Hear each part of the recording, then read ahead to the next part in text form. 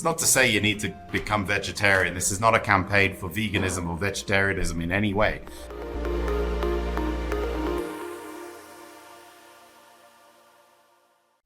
Greetings, Earthlings. Welcome to a protein-packed episode of our podcast. Today's away mission involves the humble food source of beans and how it could be a better answer to everything than 42. Our guest is from the Bezos Earth Fund, and he encourages us to think beyond coffee beans and cocoa beans as he spills the beans in this bean-tastic episode. Okay, enough with the puns before we enter cringe territory and you click away. I'm your host, Lisa Ann Pinkerton. I own the award-winning climate tech PR firm, Technica Communications, and I help all genders in this space by leading women in clean tech and sustainability. If you're enjoying our show, please ask yourself this simple question. Would I give the Earthlings 2.0 podcast 5 stars? If you answered yes, please go to your podcast app right now. Don't worry, we'll wait. We'll be here when you get back. And give us a gift of a review.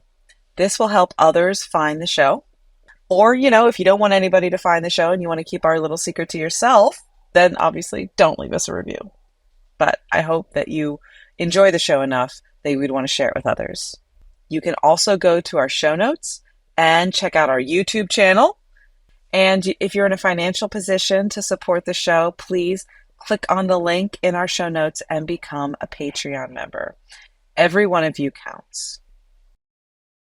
Now, if you're like me, perhaps you lie awake at night wondering how we're going to solve all of these challenges we face in the 21st century, like growing global population and a need to reduce our carbon emissions and also the scarcity of water in the future.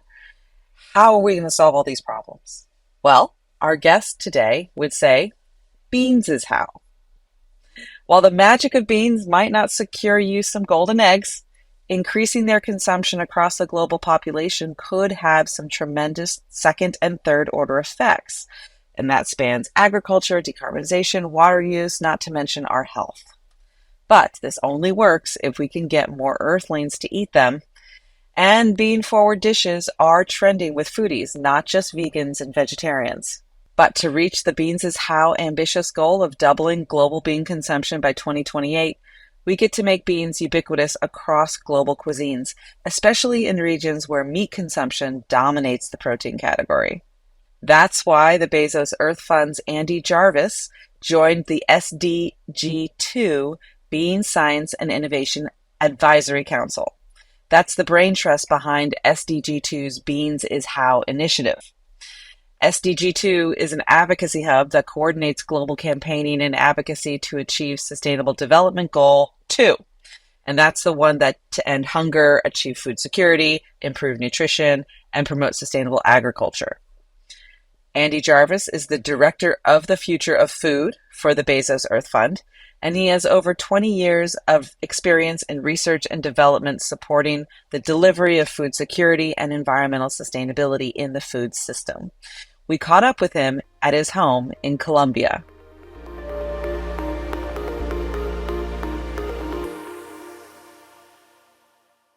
Basically, beans is how is the answer to life, the universe, and everything else. I just think it's a very elegant... It's not 42. It's not 42. Beans is how, right? And it's a very elegant way of answering difficult questions that we get. So as consumers, everyone on the planet is a consumer of food, and you get the question, the consumers are asking, what should I eat to be good for the planet, for myself, for my health, for farmers themselves and so on? And it's a difficult question. And most of the time, people are very good at saying what you shouldn't do. And that's not great for influencing consumer behavior and inspiring people. And so beans is how is actually the what you should do. It's the answer to so many of the questions. How can I solve the climate crisis with what I eat? Beans is how. How can I access much better nutrition? Beans is how. How can we fix the soil and consume less water with what we eat? Beans is how. And so that's really, I just think it's a very simple message, very powerful. Mm-hmm. Okay, great. How much bean consumption do we have currently now globally? I'm sure it varies by region and culture and cuisine. So what is the baseline that we're looking at today? One of the reasons why beans is very important is that it's actually everywhere. One way or another, people eat beans, and we kind of look at beans as a broad, it's really pulses. So it's beans, lentils, chickpeas, all of these kind of pulses. So we look at it kind of more broadly. The bottom line with it is consumed everywhere, but yes, it's very different. The global average is 21 grams per person per day, right? It's hard to kind of put that into perspective, but it varies a lot. Africa is the real front runner in this. There it's 34 grams, so they're almost eating double what the global average is. Somewhere like in East Asia, it's 1 gram per day per capita per person. But to put it into perspective, right, in Europe, it's 4 grams, which is very little, right? Hmm. And so 21 grams, I did some quick calculations while you were talking. It seems to be like an eighth of a cup for the Americans out there. And that would just be what we're eating now on average. But as you say, in certain regions of the world, it's going to be significantly less. And I'm curious to know, if we want to increase the bean consumption, where should we be putting our focus on in the future? Are there certain regions of the country we want to focus on? Are you thinking globally, broadly? What's your take here? So, and just to give you the stat on North America, so North America consumes 11 grams right now. So that's half of what the global average is. So North America is kind of below where it should be. So, I mean, what we want to achieve with this is global impact. We want to double bean consumption globally. And that needs to happen in every country, in every region. And everyone has, you mentioned culture. Culture is really important. You know, I'm British, right? You know, the Brits, we eat baked beans for breakfast, right? That's actually where we get our bean intake, is with those, you know, baked beans, and then with all sorts of other things like bacon, which are not the answer to everything necessarily. But we have in Africa, for example, it's beans in, you know, for lunch and dinner, cooked from dry beans, and it's very different everywhere you go, right? And so we need a global doubling. And I can see how encouraging more bean consumption, especially in more developed countries, you could kind of butt up against sort of eating meat as your primary source of protein, can seem, as if you're have a certain stature economically. So how do you think we can overcome this in the developed countries? No, absolutely. I mean, and this is the challenge. It's stagnated. The consumption has stagnated, and it's going down actually in many regions, especially in developed countries. So one of the problems is accessibility and ease. We've moved into convenience in terms of what we eat. Cooking beans is not as easy as just warming something up in the microwave or frying an egg or whatever. There's a convenience factor in this, but then there's also this kind of cultural thing that is pretty universal. That as you have money, you buy meat, and you get your protein instead of coming from pulses. You get your protein coming from meat, and it's kind of seen as it's associated with wealth. So that's really what we need to break, is that mentality that I have money, I have disposable income, I can buy a bigger steak and eat less beans and get all my protein now from meat. And that's not just in developed countries. That's also a very strong cultural phenomena in Africa as well. So what would you say to someone who didn't even consider beans as a part of their protein intake? How would you reframe that for them? It depends what you're interested in, right? If you're looking at climate, for example, for 1 gram of protein, it takes 250 times more emissions to get that from meat, red meat, than it does from beans. So you can get your protein with 1/250th of the climate emissions if you consume a bean instead, right? That's if you're on the sustainability side of things. If you're looking at if you're concerned about health and nutrition, There's zero cholesterol. There's zero fat. There's plenty of fiber. There's plenty of protein. And there's also all sorts of micronutrient stuff, right? In Africa, there was a study by Cornell that showed that young girls and adolescents who were eating beans, and particularly eating biofortified beans that had a bit more zinc and iron in them, were basically smarter. Their cognitive capacities went up. So by eating beans, you're not only kind of just being healthy in terms of your body getting the nutrients and things, but you're feeding your brain, you're feeding your cognitive capacity, and that I think is incredibly powerful. If you think about how humans have evolved on this planet over the eons, we were hunter gatherers and foragers before before the agricultural developments. So so beans and nuts and other types of nutrients that we could find out foraging is what our bodies evolved on before we started raising animals for protein. And so it would make sense to me that the body would be better attuned to gaining its nutrients and leveraging those nutrients from beans versus meat. Our bodies are basically adapted from thousands of years ago. And, meat was there, an absolute luxury, the kind of thing that every now and again you'd be able to catch and eat. But the vast majority of our, as you rightly pointed out, came from hunter-gatherer and from foraging beans and cereals and so on and so forth. And so this is much more bioavailable for our bodies. It's much easier for our bodies to extract the nutrients that we need. But the other thing is we have a health crisis from what we're eating, and so many of the excess amounts of calories and cereals and carbohydrates and fats that we're getting from other things is really, it's creating not just global obesity, but diabetes, you name it, heart disease. All of this is because of what we're eating, and our bodies are simply not evolved to eat what we're currently eating in our diets. And so again, let's keep on the positive though. How do you change that? Well, beans is how. Yeah. So this is fascinating to me because, your website, it talks about how you want to double bean consumption, globally by 2028, which, isn't that far away. So how did you pick that number to double the bean consumption as your goal? And how did you pick that date? Those are great questions.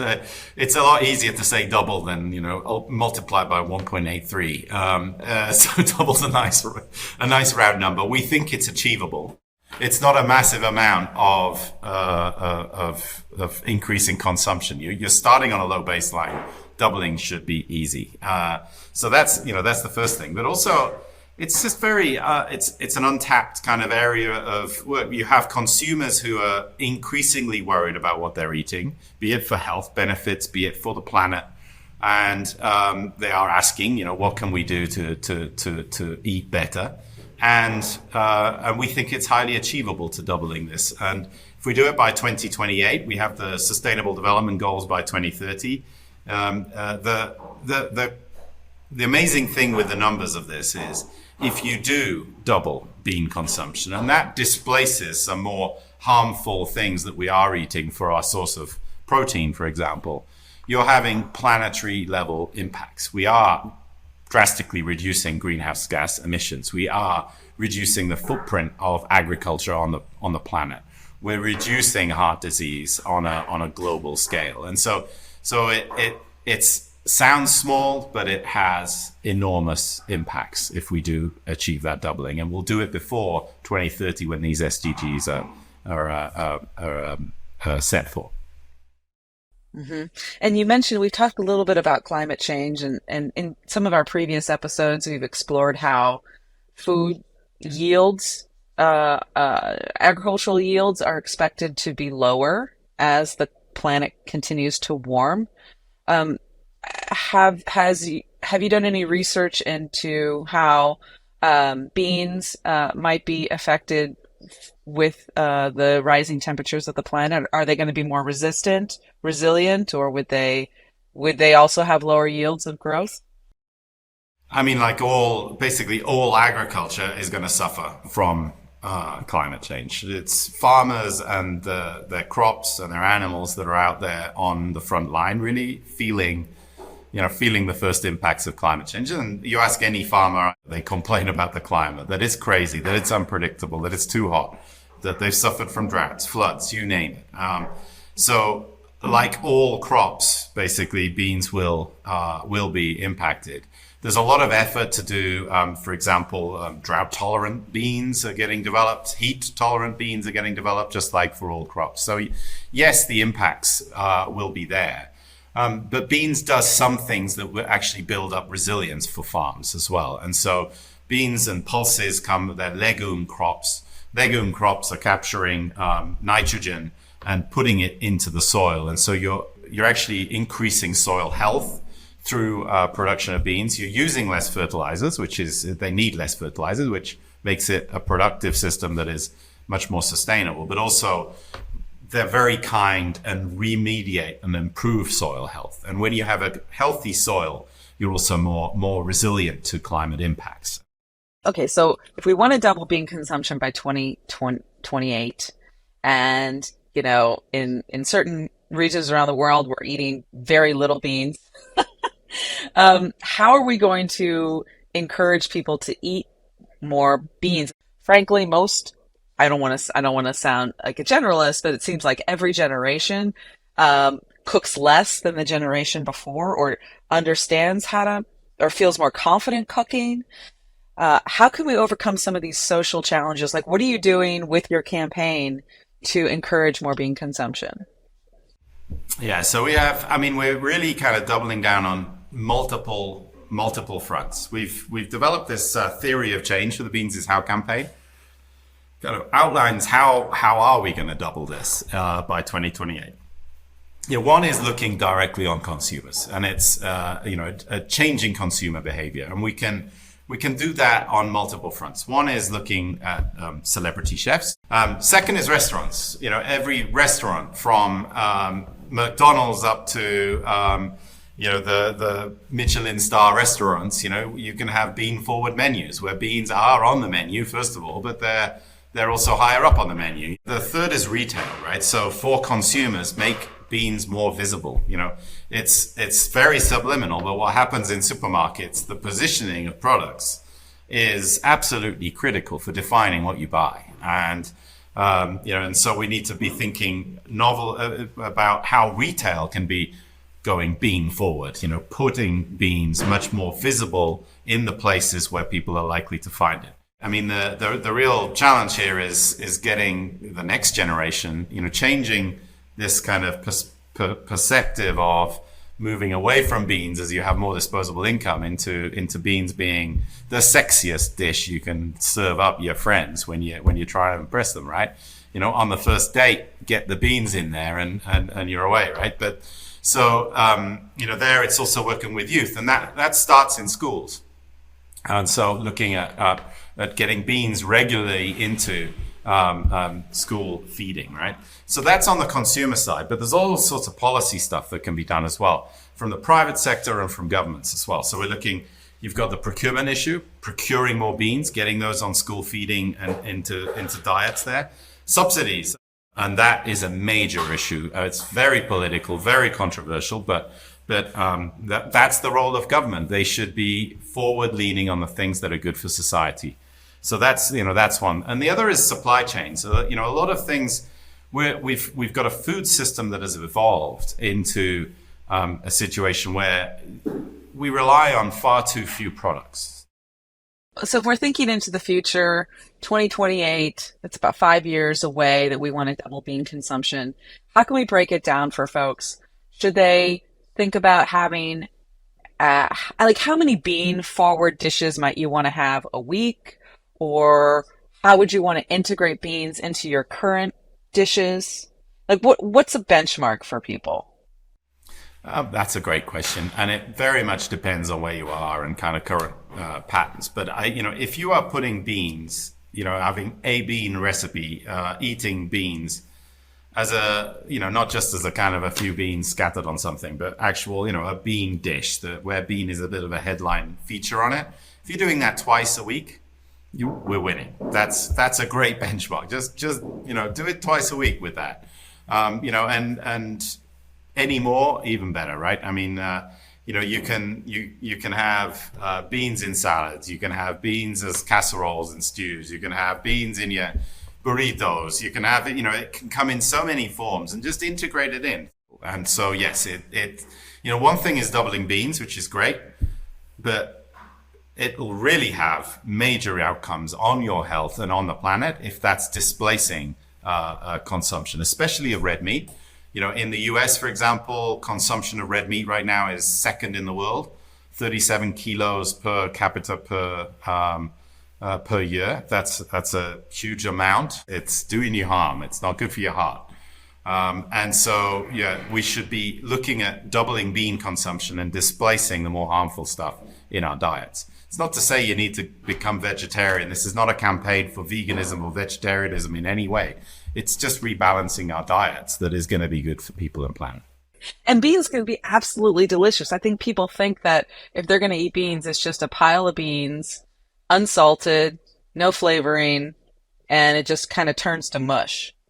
But there are recipes out there that can really elevate the flavors of some of these different beans and like you say, make them the star of the plate. And you have some recipes on your website that people can access as well. Tell us about those.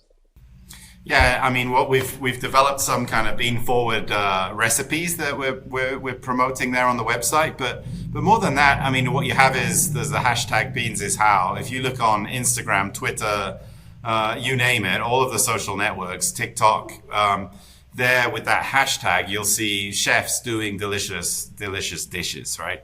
As I say, as you say, beans can be a very strong headline in a dish, and done right, it's full of flavor, it's fantastic. And not just beans, lentils. I've spent, I must admit, I'm kind of up to here with it now, but I made a massive amount of lentil dal over the weekend, and I've been eating it basically all week. But absolutely delicious, and you can do a big batch and just keep it in your fridge, and through the week eat little bits, put it as a side plate, and things like that. So as I say, it can be very versatile. Yeah.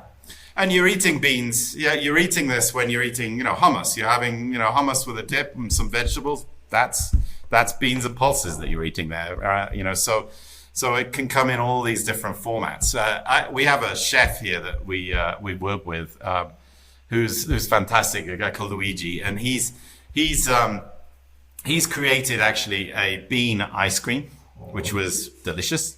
And also has made bean bread, so cakes and biscuits and bread from bean flour. So it even extends to there.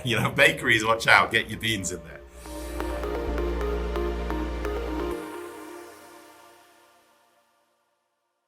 Earthlings, do you feel more inspired to eat beans now that you've heard from Andy? I know I was. And before you get too overwhelmed, because I know that's how I felt, I was like, oh my God, now I got to learn how to cook all these beans and new recipes. And before you freak out, calm down. We're going to put some recipes in the show notes from the Beans is How initiative, and you can start there. And listen, it's all about baby steps, right? We don't have to change your diet completely. Just start substituting some of the meat consumption for bean consumption and see what happens, see what you like. And if you happen to feel inspired enough to make a bean recipe and put it on social media, be sure to tag the Beans is How initiative with the hashtag Beans on the Menu, and also the Earthlings podcast at Earthlings Pod. We would love to see what you're making. Speaking of being forward, Shirley Bellows restores our faith in humanity this week. She's a Canadian master gardener who may have single-handedly saved the blue jay bean from extinction. She noticed that the blue jay bean was being discontinued from the heirloom seed company that she was accustomed to getting it for her supply. And she asked around, and a lot of other people didn't actually have many of them. In fact, she thought she might have had, the last biggest stash of seeds for the blue jay bean. So Shirley refused to allow her beloved blue jay bean to become a has-been. So she started making sure that people started growing it and sharing it with as many people as they could. Today, the blue jay bean is sold by about a dozen seed companies in Canada, and her seed saver efforts are being carried out by many unsung green thumbs, quietly stocking their heirloom seeds for the future. We hope that you'll take inspiration from Shirley's story and imagine how you could do one simple thing that you feel passionate about and change the world for this future that we are all collectively attempting to create and make our beautiful blue-green space flower we call home more lovely and enduring.